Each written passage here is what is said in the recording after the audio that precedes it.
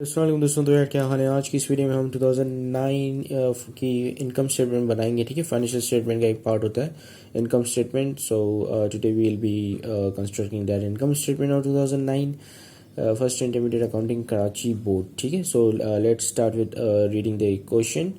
सो question यहाँ पे है, ledger balances and adjusting data for Rajput company at end of annual accounting period December 31st 2008 are as follows. ठीक है, तो यहाँ पे आपके पास कुछ डेबिट बैलेंसेस है और यहाँ पे आपके पास कुछ क्रेडिट बैलेंसेस है। ठीक है, फिर आपके पास एडजस्टिंग डेटा आ जाता है। ठीक है, अच्छा, डेबिट बैलेंसेस में हर वो अकाउंट होते हैं जो कि भरने से डेबिट साइड पे रिकॉर्ड किए जाते हैं, और क्रेडिट बैलेंस में हर वो तमाम अकाउंट होते हैं जो कि बढ़ने से क्रेडिट साइड पे रिकॉर्ड किए जाते हैं। ठीक है, तो ये बेसिकली आपके पास एक ट्रायल बैलेंस यहाँ पे गिवन है। ठीक है, और एडजस्टिंग डेटा ये वो डेटा होता है जो कि December 31st की बिल्कुल जब महीने साल का जब एंड चल रहा होता है तो उस वक्त आपके कुछ चीज़ें इनकर्ड होती हैं, तो वो जो उसकी एंट्री जो है वो नॉन कैश ट्रांजेक्शन्स बेसिकली होती हैं, जिसपे जैसे डेप्रिसिएशन हो गया आपका, तो वो भी एक नॉन कैश ट्रांजेक्शन है। ठीक है, तो यहाँ पे कुछ ऐसी चीज़ें अकर्ड होती हैं जिनमें जो एक्चुअल कैश की ट्रांजैक्शन नहीं हुई होती, बल्कि वो एक इकोनॉमिक इवेंट होता है, वो उसी महीने की होती हैं या उसी ईयर की होती हैं, तो आपको उसी ईयर में ही रिकॉर्ड करनी होती है। ठीक है, क्योंकि ये एक रूल है अक्रूड बेसिस अकाउंटिंग का कि जिस महीने आपके इनकम रेवेन्यू और एक्सपेंसेस इनकर्ड होंगे तो आपने उसी महीने में रिकॉर्ड करने, चाहे भले उनकी पेमेंट आप नेक्स्ट महीने में करो। ठीक है, so this is basically a principle of accounting. ठीक है, कि there has to be match between the revenues and your expenses.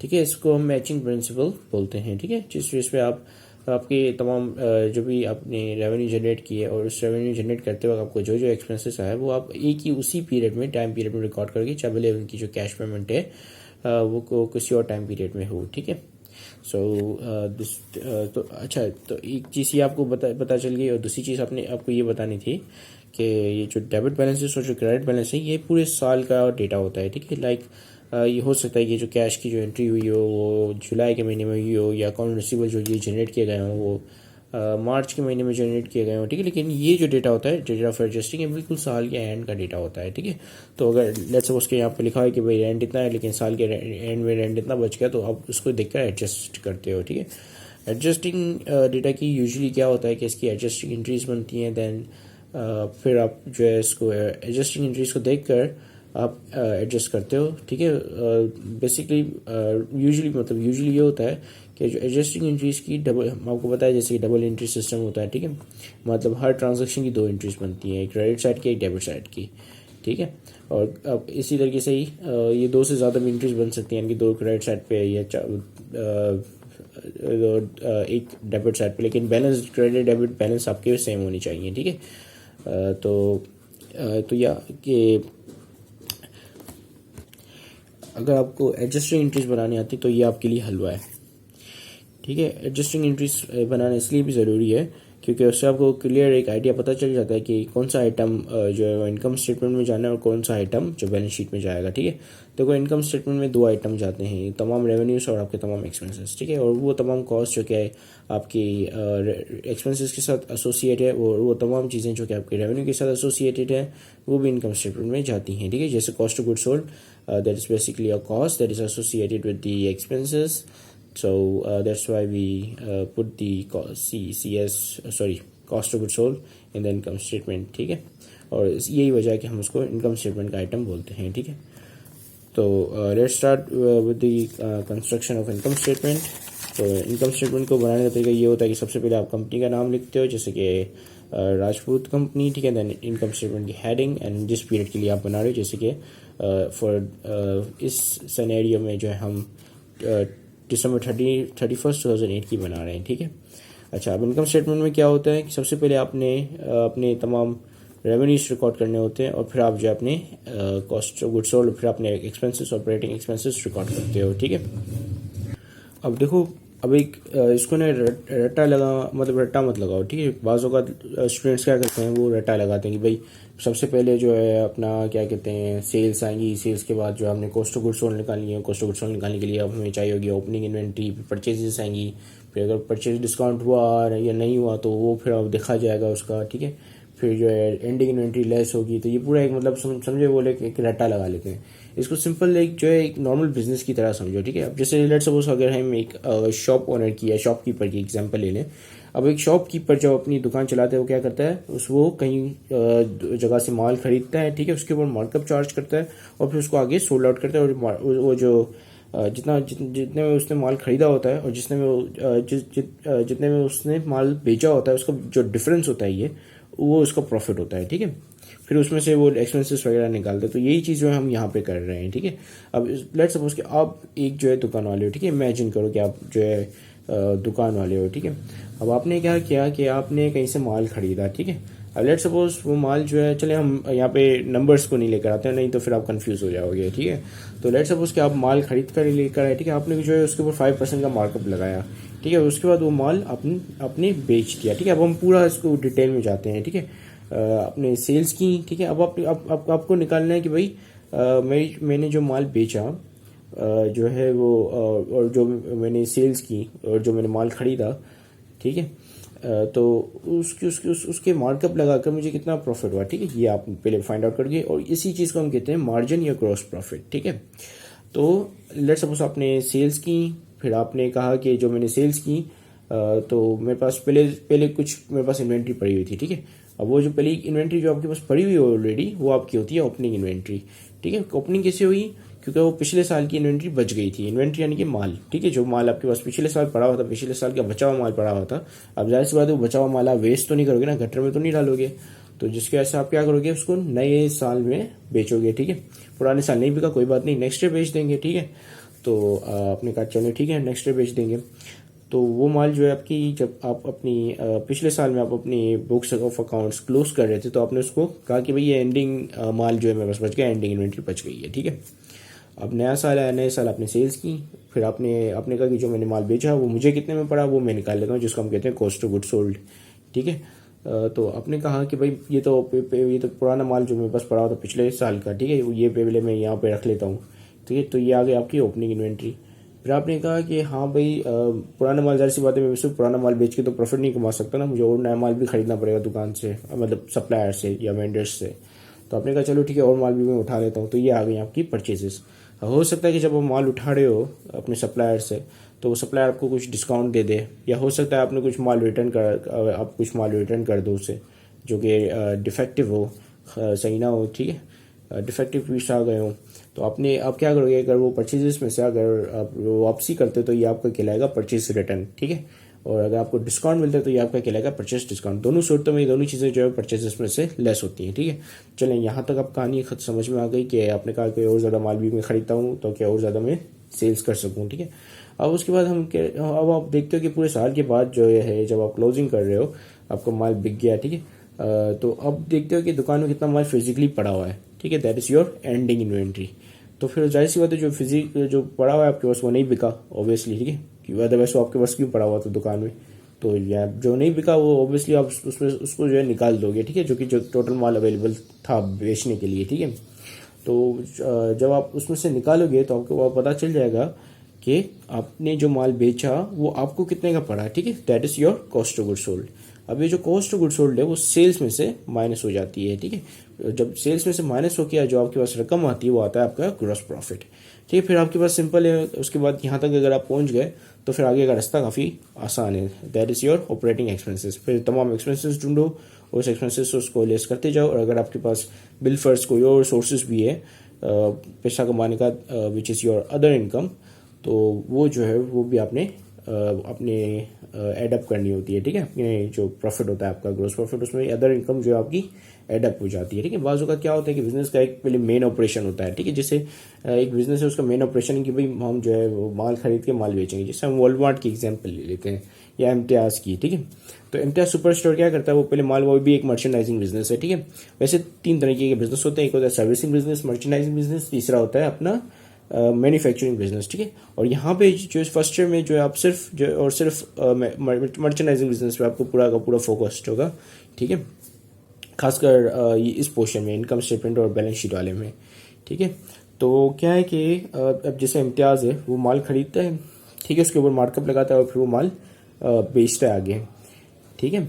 और फिर अब उसके ऑपरेटिंग एक्सपेंसेस भी हो गए। अब इम्तियाज़ की ये जो चीज़ है ना कि माल खरीदता है फिर माल बेचता है, ये उसका मेन ऑपरेशन है, ठीक है, जो मेन तरीका है जिससे वो पैसे कमाता है। अब उसके बाद जो है इसके अलावा इम्तियाज़ क्या करता है, इम्तियाज़ के पास एक अलग ट्रेजरी डिपार्टमेंट भी है जो कि इन्वेस्टमेंट करता है आगे जाके, इन्वेस्टमेंट स्टॉक्स में या बॉन्ड्स में, ठीक है, डेरिवेटिव्स में, ऐसी जो है इंस्ट्रूमेंट्स में या मनी मार्केट्स में विच आर बॉन्ड्स या जो है वो फॉरेक्स में ट्रेडिंग करता है, ठीक है, उसके थ्रू। तो वहाँ से जो इनकम आती है वो इसकी एक तरीके से तो उसको बोला जाता है कॉम्प्रीहेंसिव इनकम, ठीक है, या अदर इनकम। सो चलें स्टार्ट करते हैं। सबसे पहले हमने देखनी है कि हमारी सेल्स कितनी हुई है, ठीक है। तो सेल्स से स्टार्ट करेंगे क्योंकि सेल्स इज द रेवेन्यू। सबसे पहले आप अपने रेवेन्यूज या मेन जो ऑपरेशन से रेवेन्यू कमाया जाए वो रिकॉर्ड करते हो, ठीक है। तो यहाँ पे आपको जो सेल्स जब भी बढ़ती है तो हम उसको क्रेडिट करते हैं, क्योंकि वो एज अ रेवेन्यू जब भी बढ़ेगा तो हम उसको क्रेडिट करेंगे, ठीक है। तो सेल्स जो आपको क्रेडिट बैलेंस के बैलेंसेस मतलब क्रेडिट बैलेंस की साइड पे या उसके अंदर मिलेंगी, ठीक है। तो सेल्स जो है आपकी यहाँ पे देख लो तो यहाँ पे है 50,000, ठीक है। तो 50,000 को हम सेल्स रिकॉर्ड कर लेते हैं। अच्छा, अब देखते हैं कि सेल्स डिस्काउंट और सेल्स रिटर्न तो नहीं हमारे पास। तो सेल्स डिस्काउंट और सेल्स रिटर्न जो है क्योंकि वो सेल्स को घटाता है तो ऑब्वियसली वो डेबिट साइड पे होगा, ठीक है, ताकि जो है सेल्स को घटा सके। तो यहाँ पर आपके पास कोई भी सेल्स रिटर्न या सेल्स डिस्काउंट नहीं, तो हम सिर्फ सिंपल सेल्स रिकॉर्ड कर लेते हैं, ठीक है। तो सेल्स रिकॉर्ड हो गई। अब हम देखते हैं कि हमने हमारी ओपनिंग इन्वेंट्री कौन सी कितनी है, ठीक है। तो ओपनिंग इन्वेंट्री आपको हमेशा डेबिट बैलेंस पे मिलेगी, डेबिट साइड पे मिलेगी, क्योंकि इन्वेंट्री जब भी आप खरीदते हो या इन्वेंट्री एज एसेट जब भी बढ़ता है तो वो डेबिट साइड पे रिकॉर्ड होता है, ठीक है। तो यहाँ पे हम देखेंगे यहाँ पे लिखा हुआ है कि इन्वेंट्री ऑन जनवरी 1, ठीक है। यहाँ पे तारीख भी लिखी हुई है कि जनवरी 1 की ये इन्वेंट्री, उसका मतलब कि ओपनिंग है कितनी है 5,000, ठीक है। तो हम इसको रिकॉर्ड कर लेते हैं, ठीक है। तो ये ओपनिंग इन्वेंट्री आ गई। अब हमने देखना है कि बिजनेस ने मजीद माल कितना परचेज किया, ठीक है, जैसा कि मैंने आपसे डिस्कस किया था। तो परचेज जो आपको जो है डेबिट साइड पे बनेंगे, क्योंकि परचेज ऐसा एसेट जब भी बढ़ेगा तो वो डेबिट साइड पे रिकॉर्ड होगा, ठीक है। तो परचेजेस आपको ये रहे, परचेजेस कितने के हैं 40,000 के परचेजेस हुए हैं, ठीक है। तो यहाँ पर हम परचेजेस रिकॉर्ड कर लेते हैं, ठीक है। तो ये परचेज रिकॉर्ड हो गया। अब हम देखेंगे कि परचेज रिटर्न या परचेज डिस्काउंट तो नहीं हुआ कहीं पे, ठीक है। तो परचेज रिटर्न और परचेज डिस्काउंट, परचेजेस क्योंकि परचेज जो डेबिट साइड पर रिकॉर्ड हुआ है तो ऑब्वियसली आपको परचेज डिस्काउंट और परचेज रिटर्न क्रेडिट साइड के बैलेंसेस पे मिलेंगे, ठीक है। तो यहाँ पे आपके पास परचेज डिस्काउंट और परचेज रिटर्न अवेलेबल नहीं, तो ये डायरेक्ट परचेज हो जाएगा, ठीक है। अब हम देखेंगे कि हमारी एंडिंग इन्वेंट्री कितनी है। एंडिंग इन्वेंट्री याद रखो हम आपको एडजस्टिंग डेटा में मिलेगी, क्योंकि एंडिंग ये जो साल के बिल्कुल एंड वाले महीने का बल्कि साल के एंड वाले दिन का डेटा होता है, ठीक है। 31st जैसे कि यहाँ पर लिखा है कि December 31 किसी भी साल का जो December 31 है उसका डेटा होता है। तो ऑब्वियसली आपको जो इन्वेंट्री है वो भी एंडिंग इन्वेंट्री वो भी यहीं पे मिलेगी, ठीक है। तो यहाँ पे लिखा हुआ है कि मर्चेंडाइज इन्वेंट्री कितने की 6,000 की, ठीक है। तो इसको भी हम रिकॉर्ड कर लेते हैं और ये लेस होगा किसमें से, आपकी total goods available for sale से, ठीक है। क्योंकि total goods available for sale कैसा है जब आप 40,000 को प्लस करोगे 5,000 से, ठीक है। तो आपके पास कितना हो जाएगा ये 45,000, ठीक है। तो ये 45,000 आ गया। अब हम इसमें से लेस करेंगे आपकी एंडिंग इन्वेंट्री जो कि बच गई, क्योंकि ऑब्वियसली वो नहीं बिकी तो हम क्यों उसको कॉस्ट ऑफ गुड्स सोल्ड में ऐड करेंगे। तो इसमें से जब हम एंडिंग इन्वेंट्री लेस कर देंगे तो आपके पास आ जाएगा कॉस्ट ऑफ गुड्स सोल्ड, ठीक है। तो अगर यहाँ मैं 45,000 में से 6,000 माइनस करूँ तो ये आपके पास बचेगा 39,000, राइट, ठीक है। तो यहाँ पे हमने लिख लिया 39,000, that is your cost of goods sold. अब ये कॉस्ट ऑफ गुड्स सोल्ड जो आपकी सेल्स में से लेस हो जाती है तो क्या आपके पास आ जाता है ग्रॉस प्रॉफिट, ठीक है। तो जब हम 50,000 में से 39,000 को माइनस करेंगे तो कितना आएगा आपके पास, चलें कैलकुलेटर में करके देखते हैं। 50,000 minus 39 that is 11,000। So 11,000 is your gross profit, जिसको हम मार्जिन भी बोलते हैं, जो कि मार्कअप से आपने जो सिर्फ मार्कअप लगाकर आपने पैसे कमाए होते हैं, that is your cost gross profit, ठीक है, ठीक है। तो ग्रॉस प्रॉफिट भी रिकॉर्ड हो गया। अब हम जो है मूव ऑन करते हैं आपकी तमाम एक्सपेंसेस पे, ठीक है। एक्सपेंसेस हमेशा बढ़ते हैं तो कहाँ पे रिकॉर्ड किए जाते हैं, डेबिट पे रिकॉर्ड किए जाते हैं, जिसके ऐसे वो आपको काम लेंगे डेबिट बैलेंसेस पे, ठीक है। तो यहाँ पे आपके पास सबसे पहले है अनएक्सपायर्ड इंश्योरेंस, ठीक है। अच्छा, ये प्रीपेड इंश्योरेंस भी इसको हम कहते हैं, और ये जो है आपका एक्सपेंस नहीं, ये आपका एसेट्स है, ठीक है। लेकिन अगर ये एसेट इस्तेमाल हो चुका है या कंज्यूम्ड हो गया तो वो आपका एक्सपेंस बन जाएगा, ठीक है। जिससे अगर लेट सपोज कि अगर आप महीने की शुरुआती साल के शुरू में आप कुछ ऑफिस सप्लाईज लेकर आते हो और साल के एंड में आपकी जो कुछ ऑफिस सप्लाईज वो कंज्यूम्ड हो जाती हैं, तो वो जो कंज्यूम्ड हो गई हैं वो आपका एक्सपेंस है, ठीक है। क्योंकि आपको जैसे डेप्रिसिएशन है, डेप्रिसिएशन क्या होता है कि आपका जैसे जैसे टाइम गुजरता जाता है तो आपके जो एसेट की जो वैल्यू है वो घटती जाती है, ठीक है। तो वो जो डेप्रिसिएशन एक्सपेंस है that works in a similar way, ठीक है। जैसे ऑफिस सप्लाईज हैं तो वो पहले आप इतनी सारी लेकर आए थे, इतनी सारी पेन, इतने सारे पेंसिल थे, साल के एंड में बिल्कुल थोड़ी पेन, एक दो पेन बच गई, एक दो पेंसिल बच गई, तो जो इस्तेमाल हो गई, जो कंज्यूम्ड हो गई, वो आपकी एक्सपेंस आउट कर देते हो आप उसको, ठीक है। और वो भी रिकॉर्ड होती है आपकी कहाँ पे, इनकम स्टेटमेंट्स में, ठीक है। तो आपके पास यहाँ पे अनएक्सपायर्ड इंश्योरेंस है 3000, आप देखेंगे कि कितनी इस्तेमाल हो गई, ठीक है, कितनी कंज्यूम्ड हो गई। तो यहाँ पे लिखा है कि इंश्योरेंस एक्सपायर्ड हो गई, यानी कि कितने की, 2000 की, 2000 रुपये की जो इंश्योरेंस वो कंज्यूम्ड हो गई, यानी कि उसको हम एक्सपेंस आउट कर देंगे, ठीक है। अब और बैलेंस शीट में कितनी प्रीपेड इंश्योरेंस जाएगी, यानी एक्सपायर्ड इंश्योरेंस जाएगी कितनी, 1000 की, क्योंकि 3000 थी, ठीक है। 3000 में से 2000 कंज्यूम्ड हो गए, एक्सपेंस आउट कर दिया उसको, बाकी बची कितनी, 1000, ठीक है। तो 1000 ये कहाँ जाएगी, बैलेंस शीट में, because that is the asset, और एसेट जो है वो इनकम स्टेटमेंट का आइटम नहीं होता है, इनकम स्टेटमेंट का आइटम क्या है, एक्सपेंस, ठीक है। और एक्सपेंस आउट कितनी हुई, 2000, तो ये जाएगा 2000 कहाँ जाएगा, आपकी एक्सपेंसेस में, ठीक है। तो यहाँ पे हम रिकॉर्ड कर लेते हैं इसे, ठीक है। यहाँ पे हमने लिख लिया इंश्योरेंस एक्सपेंस 2000, ठीक है। और ये 2000 क्योंकि ये एक्सपेंस है तो ये माइनस में आएगा, ठीक है, ये ग्रॉस प्रॉफिट में से लेस हो जाएगा। अब हम दूसरे अपने ऑपरेटिंग एक्सपेंसेस ढूंढते हैं, ठीक है। तो ये हमने अनएक्सपायर्ड इंश्योरेंस लिख लिया, furniture that is your fixed asset, और फिर आपके पास ड्राइंग्स की राजपूत की 6000, ठीक है। इसको भी हम इग्नोर करते हैं, ये भी जो है बैलेंस शीट का आइटम है, this is not your income statement item, ठीक है, तो इसको इग्नोर करेंगे। परचेजेस और दी ये हम ऑलरेडी रिकॉर्ड कर चुके हैं, ठीक है। सो उसके बाद आपके पास सैलरीज एक्सपेंस कितने हैं, 15000 के, तो इसको हम रिकॉर्ड करते हैं। अच्छा, इसके रिगार्डिंग कोई एडजस्टिंग तो नहीं, तो सैलरीज के रिगार्डिंग आपके पास यहाँ पे या ये लिखा हुआ है अक्रूड सैलरीज, ठीक है, कितने की है, 1000। अब अक्रूड का क्या मतलब होता है, याद रखो, जब भी वर्ड अक्रूड आ जाए तो कुछ भी मत करो, खाली ये देखो।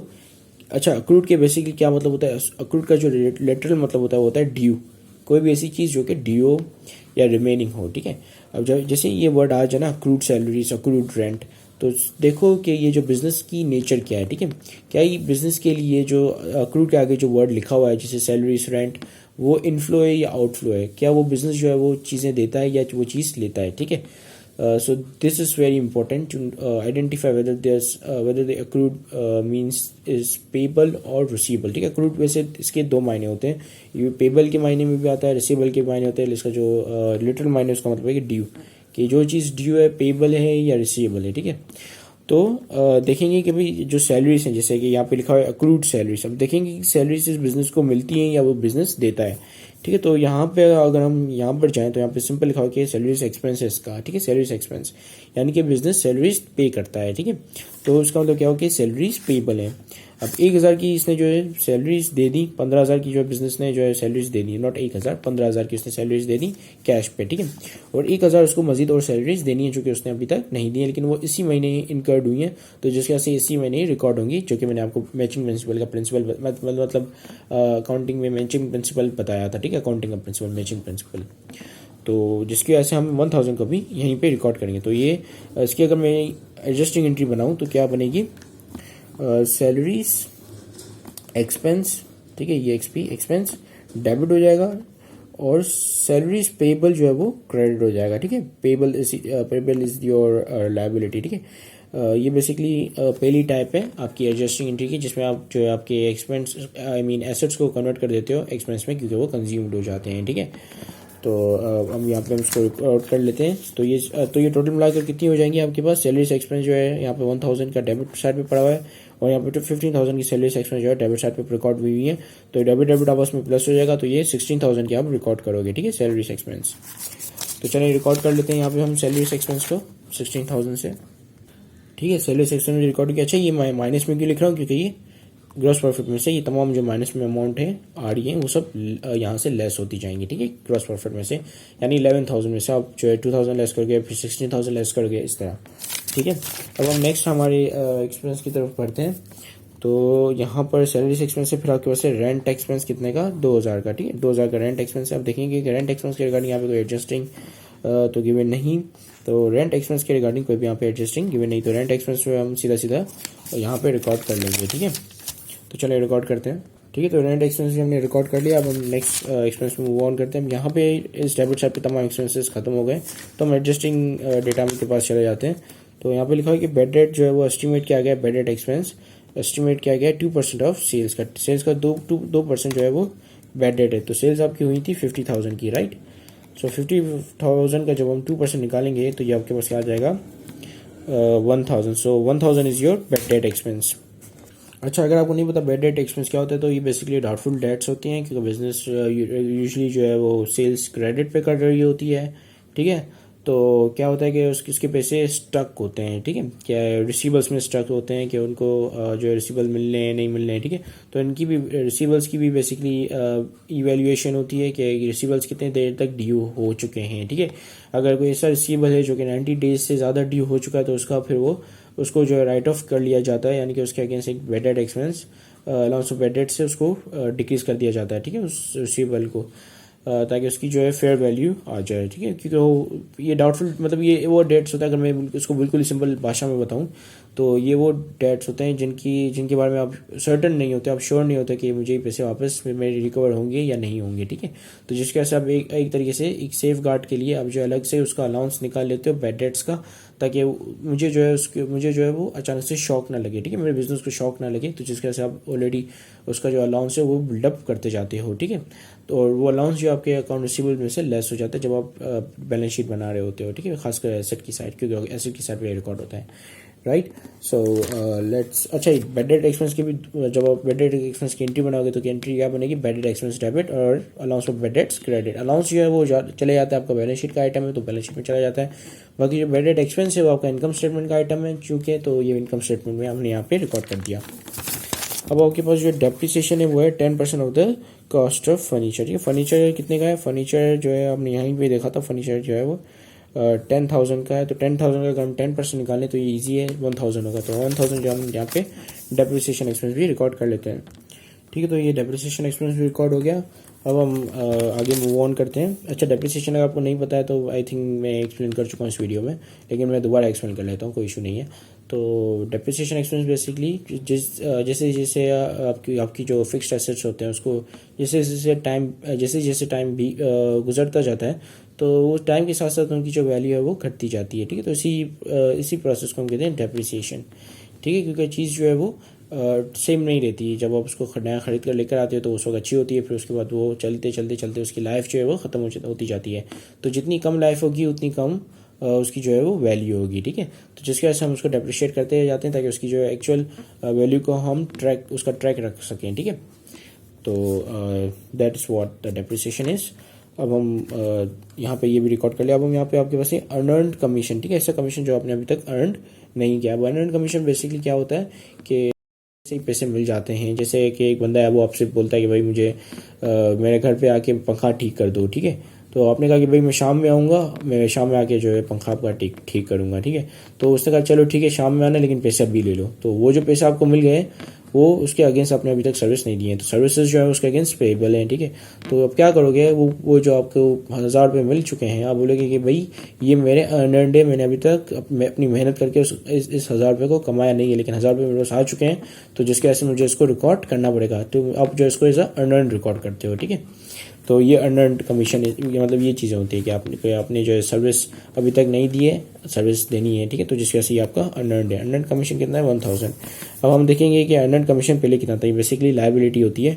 तो लायबिलिटी जब भी बढ़ेगी तो आप यहाँ पर रिकॉर्ड करोगे, क्रेडिट साइड पर रिकॉर्ड करोगे, तो आपको अर्नड जो है क्रेडिट साइड पर मिलेगा। ये देखो यहाँ पे आपको मिल गया अर्नड कमीशन कितना, 3,000 का। 3,000 का अर्नड कमीशन था, और अर्नड कमीशन जो है वो कम होकर कितने का बच गया, 1,000 का बच गया। तो इसका मतलब क्या है, इसका मतलब ये कि जब साल का स्टार्ट था तो ये 3,000 था आपके पास, फिर ये कम होकर कितना हो गया, 1,000 हो गया। तो ऑब्वियसली आपने 2,000 का कमीशन अर्न कर लिया होगा, तभी तो ये 1,000 हो चुका है, ठीक है।